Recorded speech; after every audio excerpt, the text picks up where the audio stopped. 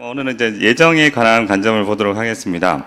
우리가 앞에서 다뤘던 게 구속의 언약이었죠, 그죠? 창세전에 삼위 하나님, 성부, 성자, 성령 하나님께서 그들 사이에 언약을 맺으셨다는 거죠. 지극한 사랑 안에서, 그죠? 언약입니다, 언약. 언약은 계속 말씀드리지만 언약이라는 단어는 언약을 들으면 신실함과 사랑, 그 사랑은 아가페 사랑입니다, 그죠? 그 사랑이 떠오르셔야 됩니다. 그게 이제 언약이고 언약 안에서 우리를 택정하셨다는 거죠, 그죠? 그래서 예정에 대해서 보면, 먼저 제가 지난주도 끝나기 전에 막 급하게 읽었던 것 같은데, 에베소서 1장 3절부터인데요. 찬송하리로다, 제가 읽겠습니다. 찬송하리로다, 하나님 곧 우리 주 예수 그리스도의 아버지께서 그리스도 안에서 하늘에 속한 모든 신령한 복을 우리에게 주시되, 곧 창세전에 그리스도 안에서 우리를 택하사, 우리로 사랑 안에서 그 앞에 거룩하고 흠이 없게 하시려고 그 기쁘신 뜻대로 우리를 예정하사 예수 그리스도로 말미암아 자기 아들들이 되게 하셨으니 이는 그 사랑하시는 자 안에서 우리에게 거저 주시는 바 그의 은혜의 영광을 찬송하게 하려는 것이라. 그렇죠? 우리는 그리스도 안에서 그의 은혜의 풍성함을 따라 그 피로 말미암아 속량 곧 죄사함을 받았느니라 하겠습니다. 그렇죠? 우리 계속해서 그리스도 안에서, 사랑 안에서 우리를 택하셨다고 해서 말씀하고 있습니다. 근데 우리가 예정이라는 말을 잘못 들으면 여기 나오겠지만, 하나님의 삼위의 창세전의 구속의 언약 안에서 볼 때 창세전의 예정은 사변적인 추론이 아니라는 겁니다. 근데 대본에 들으면 이렇게 되죠, 그죠? 창세전 우리를 택하셨다고? 그럼 창세전부터 아담이 죄를 지을 걸 아셨네? 이렇게 접근한다는 거죠. 이렇게 하지 말라는 겁니다. 이렇게 하지 말라고. 그건 우리가 알 수 없어요. 저는 이런 부분에 대해서 많은 분들이, 많은 신학자들이 설명하려는 걸 쭉 읽어봤는데 항상 어디서 걸려요. 완벽하게 설명하는 부분이 하나도 없어요. 그건 우리가 알 수 없는 부분인 것 같습니다. 설명을 할 수 있겠죠, 어느 정도? 할 수 있지만, 그리고 아시스 프롤 목사님이 설명하셨던 철학적으로 접근하는 방법들, 논리적인 접근 방법들, 아니면 사랑이라는 걸 전제로 해서 설명하는 방법들, 여러 가지가 있었는데 항상 뭔가 부족했었어요. 부족한데 그냥 그게 아니라 뒤에 나오겠지만, 밑에 보시면 언약은 추론적 사변이 되기 쉬운 예정론을 그리스도 안에 있는 하나님의 사랑이 되게 한다는 겁니다. 하나님이 사랑하셨기 때문에 우리를 택정하셨다는 거죠, 그죠? 예정론은 차갑고 기계적인 이론이 아니라 삼위 하나님의 사랑과 언약 안에서 나온다는 것입니다. 넘겨주실 건가요? 네. 그리스도 안에서입니다, 그죠? 그리스도 안에서, 그리고 사랑 안에서 선택하신 것이 바로 예정론의 중심이라는 거죠. 이걸 놓치면 안 된다는 거죠. 그래서 이걸 놓치고 병이나 떠들어봤자 그러니까 나중에 그런 게 나오지 않습니까? 타락 전 선택설, 타락 후 선택설. 아니 설명할 수는 있겠죠, 그죠? 근데 다 나뉘지 않습니까? 그래도 다 제쳐놓고 제일 중요한 게 뭐냐면 그리스도 안에서 성삼위 하나님의 사랑 안에서 우리를 선택하셨다, 예정하셨다는 것이 중심인 거죠, 그죠? 우리가 뭐라고? 그죠? 이 영원한 언약 안에서 그리스도께서 중보자로 예정되셨다. 그분은 자발적인 순종을 통해 은혜 언약의 머리가 되실 것을 삼위 안에서 예정하셨다. 그래서 자발적인 순종이 되게 중요합니다. 언약이죠, 그죠? 언약에서 전제되는 게 자발적인 순종입니다. 우리 교회가 너무 좋은 게 담임 목사님이 억지로 뭘 안 시키십니다. 자기 스스로 해야 돼요. 자기 스스로 하다 보면 어느 순간 뭘 맡기세요. 이렇게 자기 스스로 하고 있죠. 근데 사람들은 뭘 맡겨주기 위해서 원하죠. 나한테 나 이거 시켜주시면 하겠습니다. 그런 게 어디 있습니까? 은혜 안에서 감사하면 몸이 움직이게 되겠죠, 그죠? 몸이 움직이다 보면 그러니까 대단한 걸 하지 않더라도 감사하니까, 하나님의 사랑에 감사하니까, 그리고 교회 통해서 주신 은혜가 너무 크니까 자연스럽게 몸이 움직이고 마음이 움직이겠죠, 그죠? 그러면서 뭔가를 하게 되겠죠. 그 사람 어떤 일은 청소가 될 수도 있고 요리가 될 수도 있고 아니면 일찍 와서 기도가 될 수도 있고 여러 가지 형태로 나타나겠죠, 그죠? 그런 식으로 이루어지는 거지, 뭘 시켜달라고 해서 시켜주면 하고 안 시켜주면 안 한다. 이건 언약이라는 관점 안에서 보면, 우리가 하나님의 언약 안에 있다는 그 관점에서 볼 때는 옳지 않은 반응이라고 보는 게 맞다고 생각합니다. 어쨌든 다음 페이지, 삼위 하나님의 언약을 고려하지 않는 예정설은 하나님의 주권과 인간의 의지가 충돌하는 논리적인 문제로 초점이 바뀌는 경우가 많다. 그렇죠? 그러니까 아미니안이 나올 수밖에 없죠.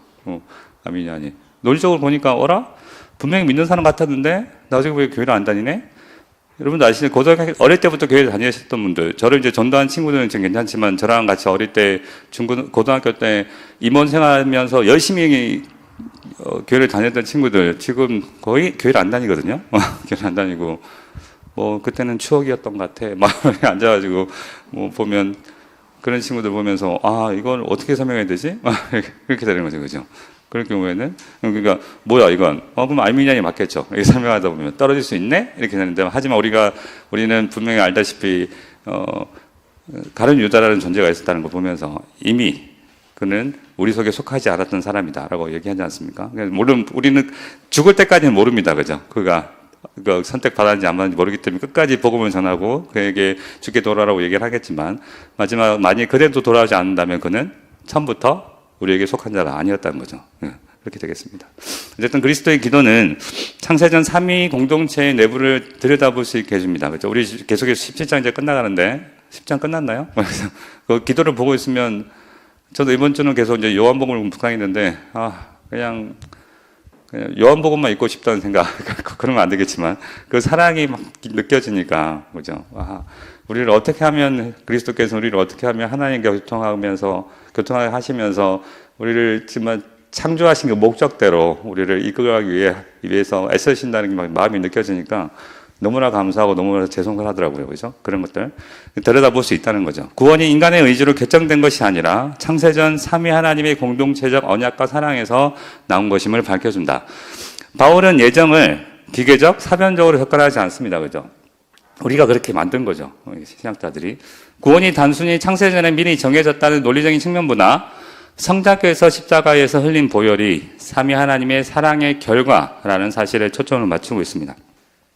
인간의 구원이 하나님의 사랑 안에서, 더욱이 삼위 하나님의 완전한 언약적 사랑 안에서 이루어졌다는 사실을 아는 것이 중요합니다.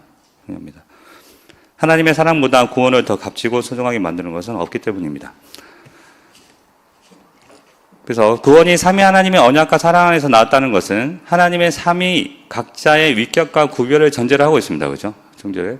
그렇게 삼위가 구별되어 있겠죠. 그죠? 그래서 하나님은 한 분이시만 세 위격, 삼위로 존재하십니다. 그래서 기독교 삼위일체 교리에서는 간략하게 짚고 넘어가시더라고요.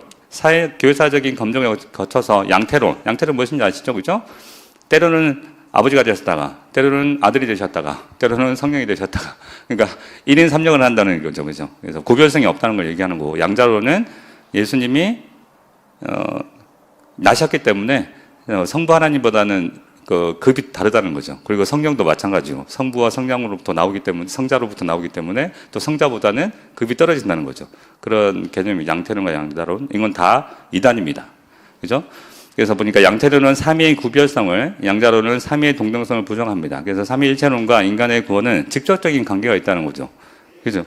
삼위 각각의 책임, 완수, 언약이 있으며, 또한 언약의 사랑의 공동체적 구조는 구원의 방식이 아니라 목적입니다. 그게 뭡니까? 연합이라는 거죠. 연합이라는 걸 알려주는 거죠. 그죠? 그 연합이고, 신실함과 사랑함. 그죠? 세 분이라는 말이 좀 그렇긴 한데, 어쨌든 세 위격께서 신실함과 사랑함으로 그들의 약속을 다 지키셨죠. 그리고 그리스도께서 오셔가지고, 성자께서 그리스도로 오셔서, 그죠? 또한 그도 신실함과 사랑을 보이시면서 다 이루셔가지고 우리를 같이 삼위 하나님과 연합시키시는 거죠. 그게 이제 목적이라는 겁니다. 그죠? 기독교는 타 종교와 달리 삼위에 의한, 삼위를 위한 구원을 말합니다. 신론은 하나님의 본체에 대한 이해가 구원과 직결됨을 보여주는 거죠. 성경의 구원사적 구조는 삼위 하나님의 언약을 떠나서 설명될 수가 없습니다. 구원은 인간을 위한 것이 아니라 또한 하나님의 영광을 위한 것이기도 합니다. 그럼에도 불구하고 구원은 기독론적입니다. 그리스도가 빠지면 안 되죠. 그죠? 기독론이 뭔지 아시죠? 그죠? 기독론은 쉽게 말해서 그리스도는 누구신가? 그리스도는 무슨 일을 하셨는가? 이렇게 생각하시면 됩니다. 이게 무슨 논을 하니까 헷갈려 하시는 분도 있던데, 그렇게 이해하시면 되고요. 자, 인간으로 오셔서 죽으시고 부활하신 성자 그리스도께서 구원사의 초점이기 때문입니다. 그러므로 성부와 성령의 사역이 모두 그리스도 안에 있습니다. 그렇죠? 그리스도를 통해서 이루어지죠. 그죠? 삼위의 공동 계획이지만 인간으로 오신 성자를 전면으로 부각시킵니다. 우리는 그리스도 안에서 그의 은혜의 풍성함을 따라 그의 피로 말미암아 속량 곧 죄사함을 받았느니라. 그다음 이제 삼위 하나님의 비밀이신 그리스도, 그죠? 예정하신 분이, 그리고 그걸 이뤄내신 분이 그리스도라는 것은 이제 이어집니다. 자, 그리스도께서는 삼위 하나님의 비밀이십니다. 구원사와 구원론은 삼위 하나님의 중심이며 또한 그리스도 중심적입니다. 그리고 언약 중심적이죠. 그리고 계속 얘기하지만 이거 성경신학인데요. 성경신학은 삼위 하나님 중심적이고 그리스도 중심적이고 그리스도 목적적이고 그리스도를 향해 가고 있고 그 다음에 그리고 종말론적입니다. 종말론적. 이미 그리스도 안에서 그러니까 종말론적이라는 말은 이미 시작 때부터 하나님께서는 종말을 보여주셨어요. 종말을 보여주셨어요. 이미 에덴 동산 안에서 하나님께서는 종말을 보여주셨어요. 우리가 어떻게 될 건지에 대해서. 이게 종말론적이라는 개념이거든요. 근데 그 뒤에 또 다룰 겁니다. 어쨌든 그 비밀입니다. 그리스도 중심적입니다. 성부와 성령께서 성자를 기뻐하십니다. 성부와 성령께서는 구원사의 성취를 위해 성육신하셔서 고난받기로 예정되신 성자를 기뻐하십니다. 그래서 말씀하시죠. 성령이 비둘기 같은 형체로 그의 위에 강림하시더니 하늘로부터 소리가 나기를 너는 내 사랑하는 아들이라 내가 너를 기뻐하노라 하시니라.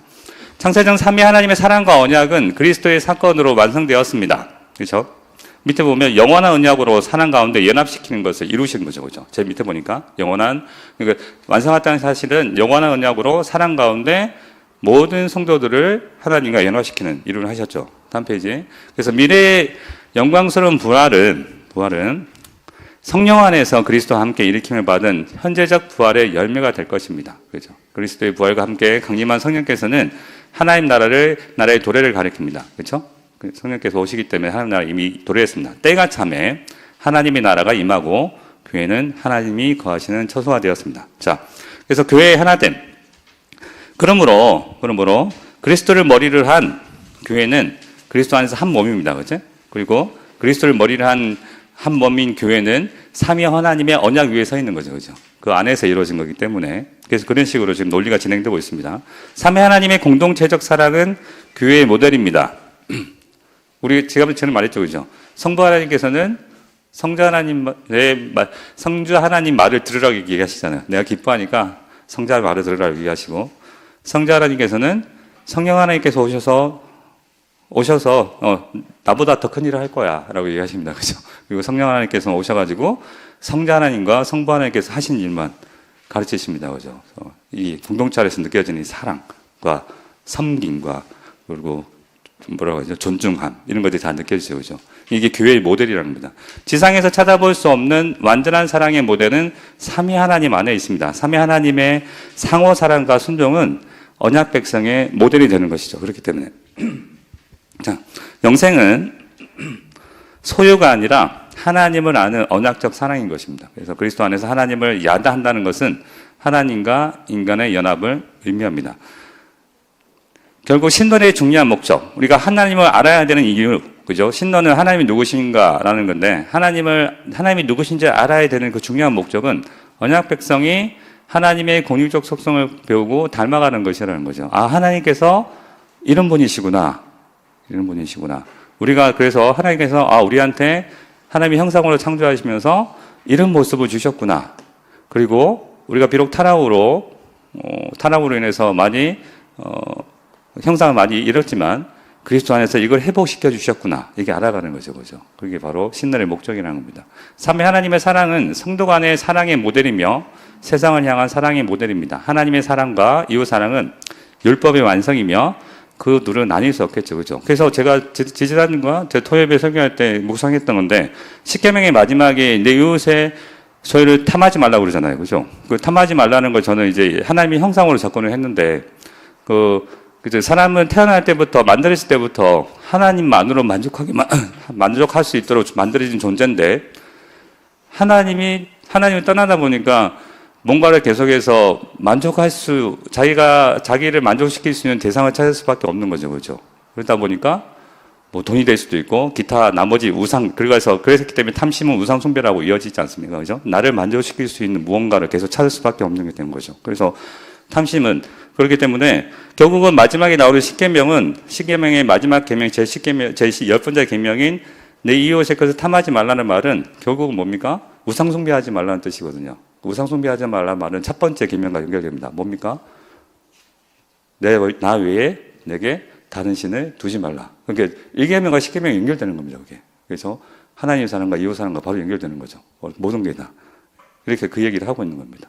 하나님의 언약과 사랑 안에서 우리는 하나님을 알아갑니다. 즉 하나님을 아는 것은 관계적인 지식인 거죠. 그래서 그냥 대충 지식으로 알아가는 게 아니라 그렇기 때문에 담임 목사 항상 얘기하신 거 있지 않습니까? 신학자들 공부 뭐 박사학위 몇 개 있고 아무리 똑똑해도 하나님과 관계가 없으니까 인격적인 변화가 하나도 없는 거죠, 그죠? 그러니까 그 부분은 그냥 하나님에 대해서 아는 겁니다. 하나님에 대해서. 예수님에 대해서 아는 거지만 하나님 아는 거, 우리가 진짜 그 연합적인 거, 부부 사이에 알아가는 그런 관계적인 지식은 전혀 있을 수가 없게 되는 것이죠. 그리스도의 기도에는 주께서 성부와 성령과 창세전에 누렸던 영광과 사랑을 제자들도 알고 장차 영원히 누리게 되기를 바라는 간구가 담겨 있습니다. 아버지여 내게 주신 자도 나 있는 곳에 나와 함께 있어 아버지께서 창세전부터 나를 사랑하심으로 내게 주신 나의 영광을 그들로 보게 하시기를 원하옵나이다. 이게 이루어지겠습니까? 안 이루어지겠습니까? 완벽하게 이루어지겠죠. 그렇죠? 왜? 이게 하나님의 뜻이고 게다가 예수님께서 기도하셨기 때문에 100% 이루어집니다. 그리고 우리는 지금 이미 이것을 일부 누리고 있습니다. 그렇죠? 나중에는 완전히 누리겠죠. 청량할 수 없는, 청량 못한 하나님의 사랑이 그리스도 안에서 신자들에게 깊어지는 것이 구원의 열매입니다. 그러니까 쉽게 말해서 이 세상에서 잘 먹고 잘 사는 거, 그게 구원의 열매가 아니라는 거죠. 그죠? 너무나 잘못된 신학이 들어와서 지금 그런 상황인데. 그러니까 이 세상에 잘 먹고 잘 사는 게 구원의 열매라고 얘기하는 것은 구약 시대에 머물러 있는 겁니다. 구약이 그렇지 않습니까? 구약은 예표하기 때문에 하나님 백성이 하나님 나라를 살아갈 때 누릴 수 있는 여러 가지 복들을 외형적으로 보여준 건데, 물론 누릴 수 있죠, 지금도. 하지만 그걸 갖다가 현실적으로 다 지금과 연결시켜가지고 복 받으면, 잘 먹고 잘 사면 구원의 열매다. 이렇게 얘기하는 사람도 있죠. 그렇지 않습니다. 너희가 능히 모든 성도와 함께 지식이 넘치는 그리스도의 사랑을 알고 그 너비와 길이와 높이와 깊이가 어떠함을 깨달아 하나님의 모든 충만하신 것으로 너희에게 충만하게 하시기를 구하노라. 이렇게 됩니다. 독생자를 아끼지 않으신 하나님은 모든 것을 그리스도 안에서 우리에게 선물로 주십니다. 그러므로 그리스도 안에 거하는 것을 우리는 하나님의 모든 것을 얻게 되는 것입니다. 그렇기 때문에 제가 우리 교회 오기 전에 가장 감명 깊게 들었던 설교, 지금 우리 교회도 담임 목사님 번역을 하셨는데 포로샤 목사님이 했던 현대 교회를 한 10가지 기술장에서 네 번째 그리스도에 대해서 나오거든요. 그래서 모든 스퍼전 목사님이라든지 과거의 칼빈이라든지 이런 분들이 했던 말 중에 하나가, 우리가 예수님의 재림에 대해서 궁금을 하는데, 예수님의 재림은 우리가 눈으로 보기 때문에 예수님이 재림하실 때 어떤 일을 할지, 예수님께서 어떤 일을 하실지 눈을 분명히 볼 거라는 겁니다. 이해할 거라는 거죠. 100%. 하지만 예수님께서 십자가에 달리신 그 사건에 대한 깊이에 대해서는 아마 우리가 영원히 다 이해하지 못할 거라고 이렇게 할 정도로 깊이가 깊다고 얘기합니다. 그렇기 때문에 우리는 그리스도 안에서 모든 것을 얻는다는 걸 알기 때문에 항상 그리스도를 외칠 수밖에 없는 거죠. 그래서 그리스도가 빠졌다는 것은 과연 기독교인가? 이렇게 되겠죠. 과연 기독교인가? 유대교의 가능성이 크죠. 다음, 그러므로, 그러기에 우리가 하나님께 드릴 것은 예배입니다. 다음 페이지. 그렇기 때문에 예배인 거죠. 그래서 언약적 관계인 예배로 넘어가게 됩니다. 경배하는 거죠. 그죠? 하나님을 찬양해야 되는 거죠.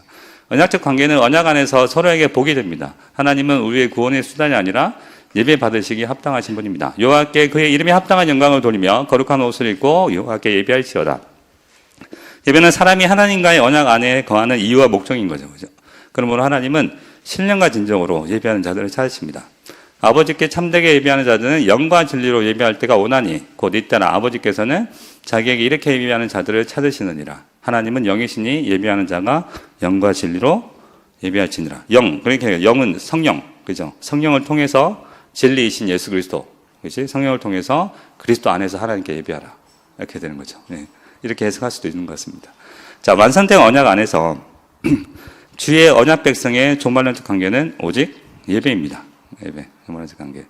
우리가 이렇게 하나님과 교제하면서 하나님과 우리 만났을 때 여러분들 고백이 뭡니까? 그리스도 안에서 정말 우리가 지극한 은혜 가운데 하나님 딱 만나면 뭐라고 그럽니까? 하나님 감사합니다. 하나님 영광 돌립니다. 자연스럽게 예배가 나올 수밖에 없습니다. 그죠? 그런 식으로 하는 거죠. 땅의 모든 끝이 여호와를 기억하고 돌아오며 모든 나라의 모든 족속이 주의 앞에 예배하리니 나라는 여호와의 것이요 여호와는 모든 나라의 주제이심이로다. 그 다음에 이제 부활과 영생으로 갑니다. 그래서 언약 안에서, 그래서 이 언약 안에서 부활과 영생을 바라봐야 되는 거죠. 단순히 부활은 그냥 우리가 부활은 그냥 우리가 살아나가지고 영원히 살면서 새로운 몸 갖고 나와서 그냥 영원히 사는 게 아니라 이 언약 안에서 부활과 영생을 바라봤을 때 존 칼빈은 부활을 하나님과의 연합이라고 불렀습니다. 이미 얘기했죠, 그죠? 근데 왜 우리는 몰랐을까요? 저는 몰랐습니다. 우리 교회 오기 전까지. 부활이 하나님과 연합이라는 단어를 알지도 못했습니다. 이미 이게 1500년대 이미 다 나왔던 거죠. 그죠? 그럼 도대체 중간에 무슨 일이 있었던 거예요? 500년 사이에. 저는, 우리도 정말 책임이 크다고 생각합니다. 우리도 잘 배워가지고, 우리도 잘 전달해야 될 것 같아요. 근데 우리 앞에 선배들은 많이 이어져 왔지만, 대다수는 이것을 잃어버리고 살았던 거죠. 그죠? 구원의 완성은 삼위 하나님과 연합하는 영광입니다. 그죠? 부활은 언약적 연합의 영광스러운 열매라는 거죠. 그죠? 이런 개념이 우리 속에 들어와 있어야 됩니다. 구원은 죄인을 천당에 보내는 것만이 목적이 아닙니다. 부활은 천국에서 영생하는 것으로서 그 핵심은 하나님과의 영원한 언약적 사랑의 관계인 거죠. 그죠? 우리가 구원받았다고 그러니까 천당 간다고 그러는데 그게 아니죠. 그죠? 하나님의 형상을 따라 지원받은 인간이 하나님과 연합하여 창조의 완성 단계에 이른 것이다. 칼빈의 말처럼 부활은 삼위 하나님께 나아가는 것입니다. 그래서 마지막 이 페이지 보니까 구원의 최종의 종착점은 장소보다는 하나님인 거죠. 그죠? 그죠? 근데 대부분 다 사람들은 천국은 가고 싶은데 하나님을 원하지 않는 사람들 되게 많죠. 그죠? 자기 마음대로 살고 싶은 거죠. 이슬람교에서 말하는 그 자기가 누릴 수 있는 온갖 복을 누리면서 자기 마음대로 살고 싶은 것이 천국이라고 생각하지만 기독교에서 우리가 말하는 구원의 최종 종착점, 천국은 그런 것이 아닙니다. 그죠? 최종 종착점의 장소는 하나님입니다. 천당에 가야만 하나님이 계신 것이 아니라 하나님이 함께 계신 곳이 천국인 거죠. 그죠? 하나님은 천국이라는 장소가 필요한 분이 아니며 특정 장소에 구속되지 않습니다. 다만 천국은 하나님과 연합하고 하나님의 사랑과 언약이 완성된 하나님 나라인 거죠. 그렇기 때문에 우리가 찬송가 438장에 넣잖아요. 내 영혼이 은총 입어 중한제진 벗고 보니 그 어디나 하늘나라 이렇게 하잖아요. 그죠? 우리가 어디 있든지 하늘나라는 고백들이 나올 수밖에 없는 거죠. 성령으로 거듭나면 하나님 나라에 들어가는 이유가 바로 이 핵심이 때문입니다. 성령을 받아 그리스도와 함께 일으킴을 받으면 하나님과 연합하게 됩니다. 이것이 하나님 나라의 핵심인 거죠. 그죠? 하나님 나라. 즉, 중생과 함께 하나님 나라는 미래가 아닌 현재적인 실체입니다. 지금 누리는 거죠. 물론 장대인 몸의 부활을 통해서 새하늘과 새 땅에서 완전한 연합이 이루어질 것입니다. 예, 성도는 그날을 기다리고 있죠. 그럼에도 구원사적, 그래서 그리스도께서 구속에 이루어진 그 역사, 그래서 구원사적 관점에서 믿는 자는 성령으로 이미 영생을 얻었고 하나님 옆에 앉았습니다. 우리가 여러 번 봤죠, 그죠? 진실로 너에게 이루노니 믿는 자는 영생을 가졌다고 되어 있습니다. 가졌다고, 그죠? 가졌습니다. 영생은 그래서 하기 때문에 시간적 개념이 아닙니다. 그죠? 시간적. 오래 산다고 생각하는 거예요. 그렇지 않아요. 저도 처음에 대학교 동아리방에서 대학교 1학년 때인가 2학년 때인가 이게 앉았는데 성경을 읽다 계속 영생이라는 개념이 그때도 아마 요한복음이었던 것 같아요. 읽다가 영생이라는 개념이 나오는데 밖에 내다보면서 이거 영원히 산다고? 얼마나 지루할까? 막 이 생각밖에 안 드는 거예요. 이렇게. 왜? 관계 개념이 아니라 영원히 산다는 생각을 가지니까. 이거 지루할 것 같은데. 나오지 않는 영화 같은 거 보면 계속 죽지 않고 영원히 사는 사람도 나오잖아요. 그 사람들 보면 항상 괴로워하잖아요. 영원히 산다는 개념에 대해서. 그래서 괴로울 것 같은데? 이런 생각이 드는 거죠. 근데 그게 아니라 하나님과 관계에서 오는, 그죠? 관계적 생명의 개념이라는 거죠. 오직 이것을 기록하면 너희로 예수께서 하나님의 아들 그리스도에서 믿게 하려 함이요. 또 너희로 믿고 그 이름을 힘입어 생명, 영생을 얻게 하려 함이라는 거죠. 영생은 천당에 들어가는 것만이 아니라 하나님 안에 거하는 것입니다. 영생은 하나님 안에 감춰진 생명인 거죠. 그래서 영생은 긴 생명이 아니라 아예 다른 생명입니다. 다른 생명. 하나님만을 기뻐하고 영원히 사는, 그죠? 영원히, 그죠? 그런 거. 삼위 하나님 안에 거하는 것이 생명이며 하나님을 떠나게 되는 것이 죽음입니다. 실제로 그 죽음이죠. 그러므로 하나님을 떠나면 살아서도 죽은 것이고 하나님과 연합하면 죽어도 산 것이 된 겁니다. 그래서 천국은 삼위 하나님의 사랑이 완전하게 성취되고 그 사랑을 무한히 누리는 곳인 거죠. 그죠? 그러니까 하나님 싫어하시는 분들은 천국에 오고 싶지 않겠죠. 그죠? 천국에 가도 하나님 원하지 않으면 그거는 천국이 아니겠죠. 그죠? 지옥이겠죠. 그죠? 하나님과 사람이 완전한 사랑 가운데 만나는 곳이며 만나는 상태입니다. 즉 하늘과 땅이, 땅과 하늘이 사랑으로 통합된 곳이죠. 따라서 현재 하나님 나라를 맛볼 수 없다면 장차 하나님 나라가 완성될 때도 그 나라에 들어갈 수 없습니다. 현재, 그죠? 현재는 그렇다는 거죠. 새하늘과 새 땅은 생명나무의 열매를 나무의 열매를 부족함 없이 먹는 것입니다. 우리가 창세기 계시록 22장이 나오죠, 그죠? 창조가 구원을 통해 새 창조가 되었습니다. 그리스도의 지금 창조가 새 창조가 됐단 말은 또 이어서 나중에 뭘 할 건지에 대한 이제 복선을 깔아주고 있는 겁니다. 그리스도의 십자가와 부활은 창조를 폐기하지 않고 회복하고 완성합니다. 그렇죠? 우리는 잘못하고 있습니다. 어떤 근본주의 신학자들은 그렇게 얘기하는데 그렇지 않습니다. 창조를 폐기하는 것이 아니라 완전하게 회복시키고 완성하는 게 그리스도의 십자가의 부활입니다. 삼위 하나님의 영광과 사랑 안에서 주의 백성이 거하게 되기를 기도하신 그리스도의 기도가 응답받는 곳이며 하나님을 거울로 보지 않고 그리스도의 얼굴을 통해 대면하게 되는 그곳이죠. 그렇죠? 그래서 마지막 할 때 우리가 지금은 거울로 보는 것 같이 희미하나 그때는 얼굴과 얼굴을 대하여 볼 것이요 지금은 내가 부분적으로 아나 그때는 주께서 나를 아신 것 같이 내가 온전히 알리라. 그런즉 믿음, 소망, 사랑 이 세 가지는 항상 있을 것인데 그 중에 제일은 사랑이라. 그래서 이 말은 나중에 우리가 우리가 부활체를 입고 천국에 들어갔을 때는 새하늘과 새 땅에 임했을 때는 분명히 대면하면서 우리가 불확실하게 봤던 모든 것들을 명확하게 보게 되겠죠, 그렇죠? 지난주 나눠드렸던 자연과 은혜인데요. 이걸 사실은 읽어보고 끝내라고 그랬는데 제가 집에서 다시 한번 쭉 읽어보는데 그러면 안 될 것 같은 생각이 들어가지고 한번 오늘은 창조와 구원에 대해서 은혜에 대해서 다시 나가도록 하겠습니다. 여기서 말하는 자연과 은혜. 자연과 은혜, 여기서 말하는 자연은 모든 피조물의 세계를 말하는 겁니다. 말하는 거고 그 다음에 지금 제 아래에 있는 우리 육신을 포함해서 모든 아담의 타락 이후에 존재하는 모든 피조물의 세계를 말하는 것이 자연입니다. 그래서 자연과 은혜 그렇게 이해하시면 되고요. 창조와 구원의 관계. 그러니까 여기서 핵심은 그거예요. 물질은 악하지 않고 그리스도 안에서 폐기되는 것이 아니라 새롭게 된다. 이게 근본적인 핵심입니다. 그걸 생각하시면 보시면 될 것 같아요. 창조와 구원은 연속성과 불연속성이 있습니다. 그죠? 우리가 알다시피 몸이 그대로 가죠. 그죠? 근데 이 몸은 그 몸이 아닙니다. 다른 몸이 되겠죠? 새로운 피조물은 참으로 새 것이지만 기존의 창조물과 전혀 다른 것은 아닙니다. 그죠? 질적으로 다르겠죠. 질적으로. 은혜와 죄는 적대적이지만 은혜와 자연은 서로 맞물려 있고 은혜는 창조를 새롭게 합니다. 그죠? 죄 때문에 자연이 망가져 있는 것이, 그죠? 자연이 잘못되지 않았다는 겁니다. 그죠? 그래서 은혜를 통해서 자연은 새롭게 된다는 겁니다. 하나님은 물질 세계를 창조하신 후 버리지 않으셨습니다. 그죠? 물질을 천하게 여기는 것은 플라톤 철학이죠. 그죠? 이원론입니다. 이원론. 그러나 기독교 신앙은 그렇지 않습니다. 십자가의 은혜는 하나님이 지으신 자연과 물질 세계를 회복하고 완성하실 겁니다. 그리스도의 부활이 계시하는 것처럼 하나님은 땅의 육체를 폐기하지 않으시고 새롭게 하실 것입니다.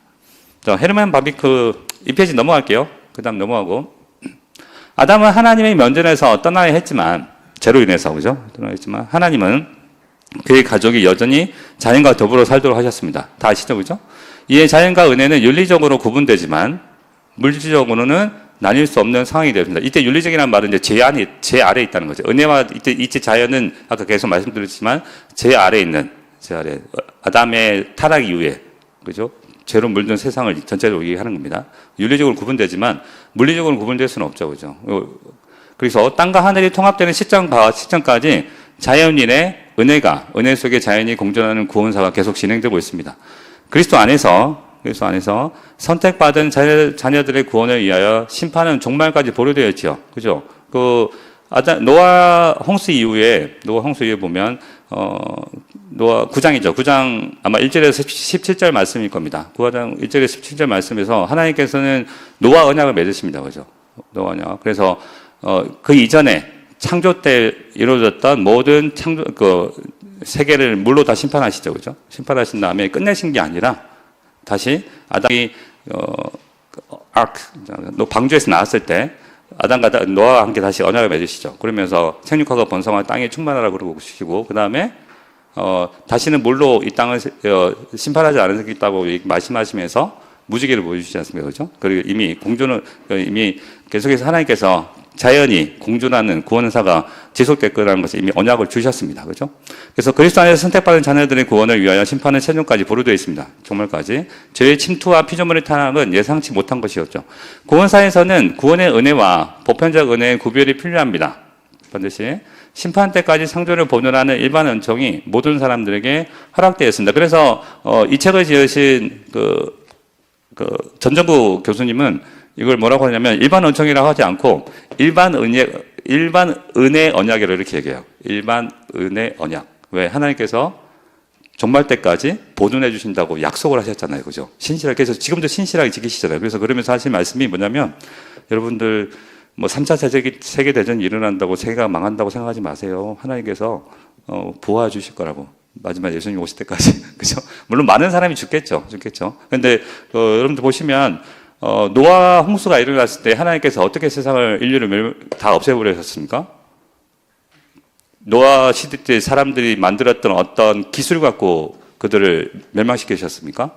아니죠, 그죠? 물론 자연재해입니다. 하나님의 능력이죠. 그리고 소돔과 고모라가 멸망당할 때도 저들이 갖고 있던 어떤 무기로 자기들이 싸워서 없어졌습니까? 아닙니다. 하늘에서 불이 떨어졌죠.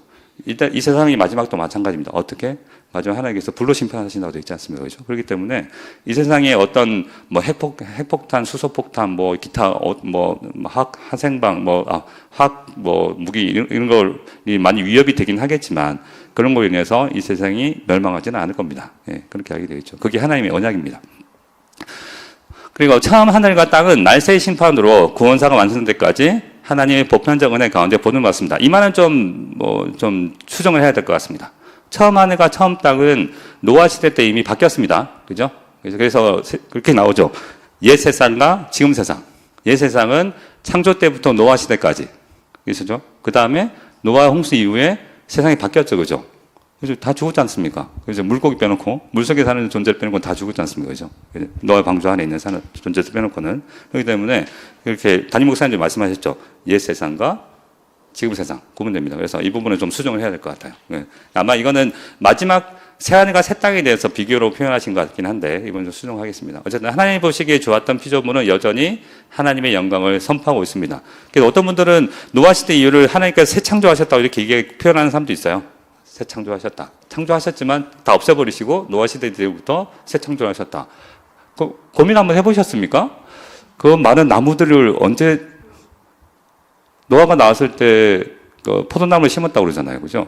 그러면 그때부터 노아가 포도나무를 씨앗을 갖고 들어갔긴 했겠지? 이렇게 생각하는데 나머지 그 많은 나무들이 나중에 다 자라는데 노아가 자라게 했을 것 같지는 않고 결국엔 누가 했을까? 그런 상상 안 해보십니까? 그런 거는 하나님께서 그래서 어떤 분들은 하나님께서 다시 세상을 다시 창조하신 걸로 이렇게 표현하기도 합니다. 물론 한 번에 자라게 했을까? 아니면 어쨌든 그 나무들이 물에 휩쓸려 죽으면서 씨앗들이 퍼졌으니까 거기서 또 생명이 자라났을 수 있겠죠, 그렇죠? 기타 등등 그렇게 고민할 수 있겠지만 그렇게 표현한 분도 계시다는 거 알고 계시면 될 것 같습니다. 다음 그래서 죄로 인한 윤리적인 대립입니다. 흙에 속한 형상, 그죠? 이게 흙에 속한 형상은 지금 죄 아래에 있는 형상에 대해서 얘기하고 있습니다. 그러니까 요한은 흙에 속한 형상이 하늘에 속한 형상으로 변화되어야 한 이유는 그 형체가 본래 악하기 때문이 아니라 범죄로 인해서 부패했기 때문입니다. 그죠? 다음 페이지. 인간의 범죄로 시작된 자연과 은혜의 윤리적인 대립. 그죠? 예. 그래서 지금 자연에 속해 있는 인간의 본성은 어떻습니까? 그죠? 타락한 상태이기 때문에 하나님이 존재한다는 것을 하나님께서 심어주신 양심이라든지 종교의 씨앗 이런 것들을 통해서 알고 있지만 거부하죠. 그죠? 거부하고 하나님을 미워합니다. 그런 상태와 그 은혜가 계속 윤리적인 대립을 일으키죠. 그죠? 대립은 성령과 물질의 대립이 아니라 육신과 성령의 대립입니다. 여기서 육신은 우리 몸이 아닙니다. 몸이 아니라 죄를 말합니다. 제가 지난 두 번째 시간인가 말씀드렸던 것 같습니다. 우리 몸이 아니라 죄죠, 그죠? 죄성. 우리가 갖고 있는. 육신을 따르는 자는 육신의 일을, 영을 따르는 자는 영의 일을 생각하나니, 육신의 생각은 사망이요, 영의 생각은 생명과 평안이니라. 바울이 여기서 말하는 육신은 물질적인 몸을 말하는 것이 아니라, 물론 우리가 저는 말했던 몸을 통해서 죄를 짓죠, 그죠? 몸은 죄를 짓는 통로가 될 수는 있지만, 몸 때문에 죄를 짓는 게 아니라는 그 얘기를 지금 하고 있는 겁니다.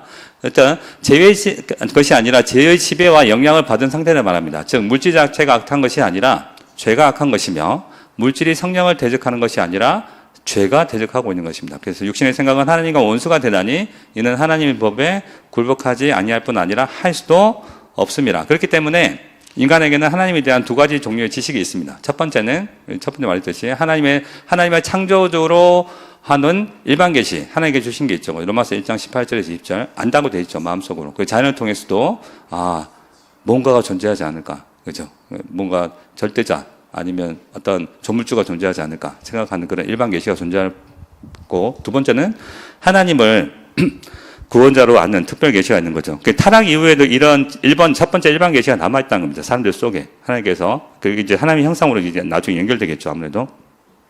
그래서 첫 번째는 인간의 내면, 그죠? 아까 말한 양심, 종교의 씨앗, 뭐 기타 등등, 이게 칼빈의 기독교 강요에서 여러 가지로 설명되긴 하는데, 근데 인간 내면과 자연 속에 있는 계시이며, 두 번째는 성령의 감동으로 기록된 성경, 즉 하나님의 말씀입니다. 그래서 일반 계시는 보편적인 은혜를, 특별 계시는 구원의 은혜를 받기 위해 필요하다는 겁니다. 그래서 여기서 계속 이어지는 것은 제가 이제 이분이 어떤 마음을 가지고 이거를 쓰셨나, 이 부분에서 되게 제가 고민을 많이 했거든요. 그냥 단순하게 쓰신 것 같은 거 아닌 것 같아서, 단순히 일반 계시라는 게 있다. 특별 계시에 대해서 우리가 마음을 가지고 있지만, 일반 계시가 있다라고 그냥 말씀하신 것보다는 일반 계시 자체도 하나님의 은혜로 계속 이어지고 있다는 그런 개념으로 주셨다는 것을 받아들여야 되겠더라고요. 일반 계시 자체도. 그래서 그냥 일반 계시가 있다가 아니라 일반 계시를 통해서 보편적인 은혜가 계속 하나님께서 주어지고 있다. 그런 의미에서 아까 제가 말씀드렸듯이 일반 은혜 언약으로 보는 게, 그죠? 일반 은혜 언약으로 하나님께서 언약을 맺으시고 지금도 여전히 믿는 자뿐만 아니라 믿지 않는 자들에게 계속해서 은혜를 베풀어 주고 계신다는 거죠. 그게 일반 계시라는 거죠. 일반 계시를 통해 드러난다는 거죠. 인류는 세상의 종말까지 이 주 종류의 은혜를 모두 필요로 합니다. 그 이유는 두 가지인데요. 첫 번째, 피조물을 관리할 보편적인 책임이 있기 때문인 거죠. 그죠? 하나님께서 그렇게 끝까지 책임지고 계십니다. 그죠? 끝까지 책임지고 계시고. 두 번째는 죄와 심판에서 구원받아야 하기 때문입니다. 구원은 특별한 은혜와 특별 계시를 통해서만 얻을 수 있습니다. 그리스도라는 지식은 십자가와 부활을 통해서만 가능하죠. 이게 빌립보서 3장 8절, 그죠. 그리스도를 아는 지식이 가장 고상한 지식이라고 얘기하고, 구원의 지식은 성령의 거듭나게 하심만으로 가능합니다. 성령에 거듭나지 않은 자들은 고린도전서 12장 3절이겠죠. 예수를 주라고 고백하지 못합니다. 그죠? 예수를 주라고 고백하는 사람들은 성령으로 거듭난 사람만이 가능한 거죠. 그리고 그리스도 안에서 윤리적인 대립이 해결됩니다. 논리적이 따라오죠, 그죠? 논리적인 대립이 있었는데, 윤리적인 대립이 있었는데, 자연과 은혜 사이에 윤리적인 대립이 있었는데, 이 해결은 그리스도 안에서 이루어진다는 거죠. 그래서 그리스도의 죽으심과 부활로 새 피조물이 되죠, 그죠? 그래서 우리의 재성을 죽이고 하나님의 은혜에, 하나님 뜻에 순종할 수 있게 되는 거죠. 그리스도 안에서. 그래서 그리스도 안에서 땅과 하늘이 통합될 때 특별 계시와 일반 계시도 그리스도 안에서 통일됩니다. 그리스도께서는 십자가의 성령을 이루신 후 부활하심으로 땅과 하늘을 통합시키고 교회의 머리가 되시고 만물의 으뜸이 되셨습니다. 이건 구원사적으로 보시는 거죠, 그죠? 이건 구원의 사정이 아닙니다. 그리스도께서는 교회의 머리인 동시에 만물의 으뜸이라는 것은 구원사적 성취를 말하는 겁니다. 구원론적으로 하나님이 거하실 처소는 교회이지만 구원사적으로 하나님의 주권은 만물에 있다. 그래서 뭡니까? 예수님을 만왕의 왕이요 만주의 주라고 얘기하죠, 그죠? 만주의 주. 그렇게 되신 거죠, 그죠? 그러므로 그리스도와 함께 하늘에 앉은 성도는 교회와 만물을 그리스도 안에서 새로운 피조물로 이해하게 되는 거죠. 하나님께서 새롭게 하실 건데 그리스도 안에서 새롭게 하기 시작하셨고 지금 하고 계시고 나중에 완성하실 겁니다, 그죠? 그 개념이 와닿는 거죠. 구원사와 구원의 통합은 창조와 구원의 통합입니다.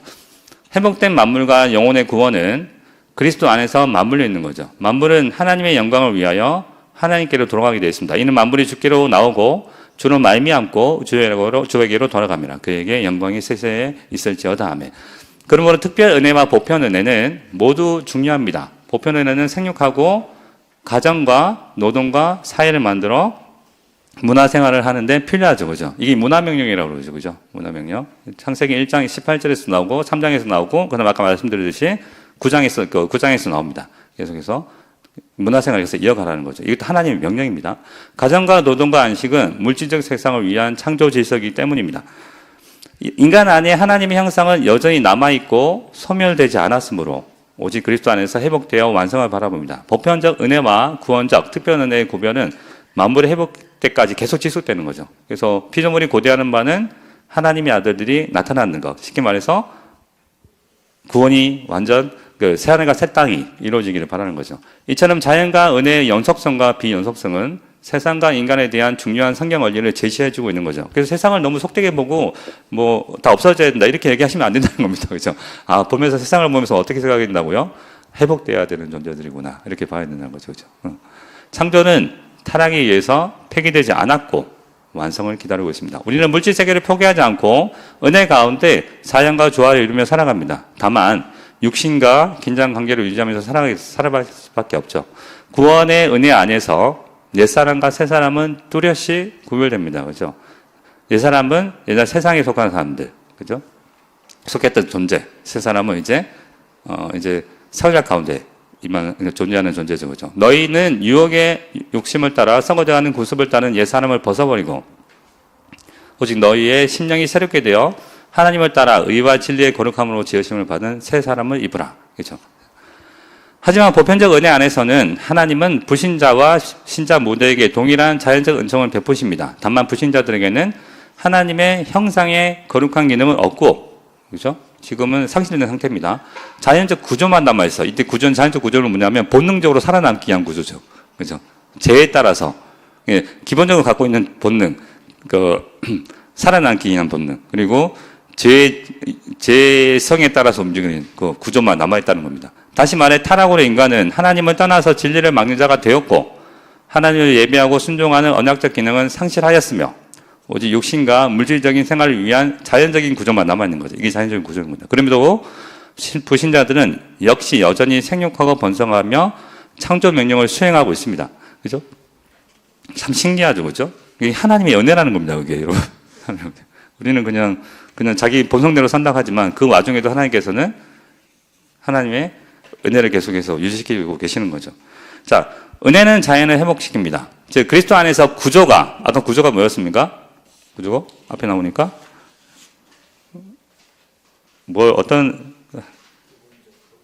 기본 욕구만 따라서 열심히 살아가는 사람들 얘기했죠, 그죠? 아까 뭐죠? 언약적 기능을 상실하였으며 오직 육신과 물질적 생활을 위한 자연적인 구조, 그렇죠? 자기 욕심대로 살아가는 그 구조가 이제 방향을 회복하게 되는 거죠. 그리스도 안에서. 이것이 바로 구원이라는 겁니다. 죄와 타락은 창조의 방향을 잃은 것이지 창조를 폐기하고 처분한 것이 아니다.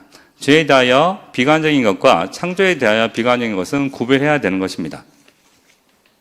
근본주의 신학, 아까 잠깐 말씀드렸듯이 창조에 대해서 비관적이라는 지적을 받아왔습니다.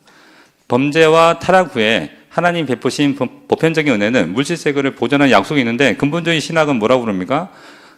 약간 플라톤 신학하고 좀 다른데 육신 자체, 우리 육신에 대해서 되게 엄격하게 적용을 하죠. 뭐든지 돼. 그래서 약간 율법주의 쪽으로 많이 흐르는 그런 경향이 있습니다. 근본주의 신학이 그러지 않은데, 약간 그런 쪽으로 많이 흘러가죠. 그래서 되게 자신에 대해서 엄격하고, 예를 들면 청교도 중에서도 그걸 뭐라고 그러죠? 신율법주의, 청교도들이 있지 않습니까? 그런 위주의 사람들을 얘기합니다.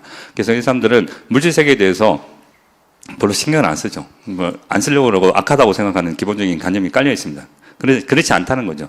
범죄한 인간은 언약적 사랑의 기능을 상실하고 육신의 생존을 위한 구조만 남아 있습니다. 이러한 긴장은 그리스도 안에서 만물이 통합되는 새로운 피조물이 되기까지, 제가 얘기했지만 예수님께서 새로운 창조를 이루실 때까지 계속 지속되고 있는 거죠. 그런데 예수님께서 부활 승천하셔가지고 성령을 보내심으로써 그 구속사를 이루시고 새 언약을 이루시고 새 언약의 중보자가 되시면서 우리가 그러면서 그리스도를 통해서 새로운 피조물, 새로운 창조가 시작되었죠. 그죠? 새로운 창조가. 그리고 성령께서 임하시면서 새로운 창조가 시작되었습니다. 그래서 우리가 그 새로운 창조 안에 들어가게 되면서 통합되어 버린 거죠. 그죠? 완성된 새하늘과 새 땅에서는 자연과 은혜가 구별되지만 하나가 되죠. 자연과 은혜가 다르긴 하지만, 은혜 안에 자연이 살아간다는 것을 느끼게 되겠죠. 마찬가지로 하나님의 형상과 기능도 방향이 하나가 될 것입니다. 모든 만물은 종말에 그리스도 안에서 새롭게 창조될 것입니다. 이제 계속해서 하나님의 형상대로 얘기하니까 이제 하나님의 형상이 나오겠죠. 그죠? 하나님의 형상대로. 하나님의 형상대로 지원받은 인간. 구원사적 관점에서 볼 때 인간 안에는 하나님을 몰랐다고 핑계될 수 없는 자연 지식이 남아 있습니다. 그죠? 하나님께서 분명히 심판하실 때 그럴 겁니다. 나 하나님 몰랐는데 할 때 절대로 그들은 핑계치 못할 것입니다. 하나님의 공의적 속성과 형상의 구조가 사람 안에 남아있기 때문입니다. 하나님의 형상 안에 창조의 구조가 그대로 유지된 것은 인간이 잠재의식 가운데 하나님과 모종의 소통을 하고 있다는 뜻입니다. 피조물로서 창조주에게 반응하고 있다는 뜻이죠. 그래서 인식론 쪽에서 볼 때도 인간 자체가 하나님의 형상대로 창조되어서 하나님을 예배하는 존재로 만들어졌기 때문에 하나님을 모르는 상태라고 그러면 그래서 그 의식 자체가 우리 속에 남아 있는 거죠, 그렇죠? 그래서 신을 찾을 수밖에 없는 존재고 뒤에 나오겠지만 실천론적으로 나는 신이 없다고 생각해라고 하지만 하나님께서 그렇게 창조하지 않으셨다는 겁니다. 그래서 자연스럽게 우리는 하다못해 나를 믿게 되는 거죠. 하다못해 나를 믿게 되면서 이론적으로는 무신론자가 될 수 없게 되는 겁니다. 그러면서 인식론적, 그래서 우리는 하나님을 계속 인식할 수밖에 없는 존재를 만들었기 때문에 우리가 만일에 잠깐의 생각을 통해서도 하나님을 잊어버리고 우리 마음대로 살게 되면 그 자체가 죄가 되는 겁니다. 그죠? 진짜 어렵지 않나요? 그러니까 우리가 조금만 생각해보면 하나님을 모르는 사람들은 지금 하나님을 거듭나지 않은 존재들은 매 순간 매분 매초가 죄를 짓고 있는 상태입니다. 왜? 하나님을 모르기 때문에. 그 상태, 왜? 사람 자체가 하나님께 예배하기 위해 잠다른 존재이기 때문인 거죠. 그죠? 그래서 우리가 내가 죄를 어떻게 지었냐 이렇게 할 수 있지만 우리가 예를 들면 그런 사람이 다른 어떤 단체를 보면 종이 하나 던져주면서 자기가 지은 죄 모두 다 적으라고 그러잖아요. 적으라고 그러거든요. 그러면서 회개하자고 그렇게 하는데 어떻게 다 적죠? 저는 그래서 매 순간 자체가 그죠? 하나님을 잃어버리고 살아가는 매 순간 자체가 모든 순간이 다 죄였는데 그거 어떻게 다 적을 거예요? 그러니까 그런 행위 자체가 의미가 없다는 겁니다. 행위 자체가. 그죠? 그냥 구원해 주셔서 감사합니다. 이 고백밖에 안 나오는 거죠. 그죠? 그런 오늘 계속 가겠습니다. 하나님의 형상 안에 창조의 구조가 그대로 유지된 것은 인간이 잠재의식 가운데 하나님과 모종에 소통하고 있다는 뜻이었죠. 그죠? 피조물로서 창조주에게 반응하고 있다는 뜻입니다. 아까 말했듯이 실천적 무신론자. 그러니까 나는 하나님 없어. 말은 그렇게 할 수 있겠죠. 살아가면서 나는 하나님 없는 듯이 살아갈 수 있지만 이론적으로는 그럴 수 없다는 겁니다. 성경이 그렇게 말하고 있지 않습니다. 우리는 지금 성경대로 얘기하고 있는 겁니다. 그렇죠? 성경적으로. 구조상 하나님의 형상으로 지원받은 인간은 하나님을 떠나서는 존재할 수 없습니다. 그죠? 지금 우리가 하나님 없이 살아간다고 사는 사람들도 하나님께서 잡아주고 계시니까 살아가고 있는 거죠. 그죠? 우리는 그렇게 알고 있습니다. 그죠? 그래서 죄로 인한 하나님과 인간의 윤리적 대치가 구조적인 분리를 의미하지는 않죠. 그죠? 네가 하나님 없다고 부인한다고 죄 가운데 있기 때문에 너 하나님 없어 말한다고 해서 하나님 없이 존재하지 않으신 게 아니란 거죠. 인간은 하나님을 관계적인 의미에서 써놨지만 존재라는 의미에서는 독립한 것이 아닙니다. 죄 많은 인간은 하나님을 대면하고 싶어 하지 않더라도 그럴 수 없습니다. 하나님은 범죄한 아담과 하와를 찾아오셨죠. 그죠?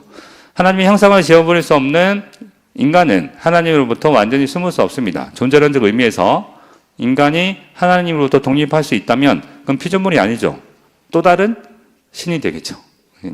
하나님으로부터 숨을 수 있다면 하나님의 주권을 벗어날 수 있는 것이다. 그러나 하나님의 형상을 아예 지워버리지 않고는 그럴 수 없습니다. 따라서 좋든 싫든 인간은 존재론적으로 하나님을 의지하고 의식하고 살아갈 수밖에 없습니다. 심지어 하나님을 대항하며 하나님이 없다고 외칠지라도 하나님을 의지하며 의식하고 살아갈 수밖에 없죠. 그죠? 자녀가 특히 나이 드신 분 중에서도 겸손해지시는 분들 보면 그렇죠. 그러니까 교회를 안 다니고 하나님 존재를 믿지 않더라도 뭔가 있는 것 같아라고 고백하는 분들이 대다수죠. 뭔가 그죠? 근데 그렇게 되게 외골수적으로 그런 사람들 말고 자녀가 잠재 의식 가운데 부모님을 지울 수 없듯이 인간은 하나님을 무의식적으로 기억하게 될 수밖에 없습니다. 오늘 여기까지 하겠습니다. 다음 시간에 이어서 예수님의 오심과 부활을 통해서 하나님의 형상의 회복에 대해서 이어서 하도록 하겠습니다. 기도하고 끝내겠습니다. 하나님 아버지 감사합니다. 오늘은 예정과 하나님의 형상, 자연과 은혜에 대해서 같이 세워날 가운데서 알아보았습니다.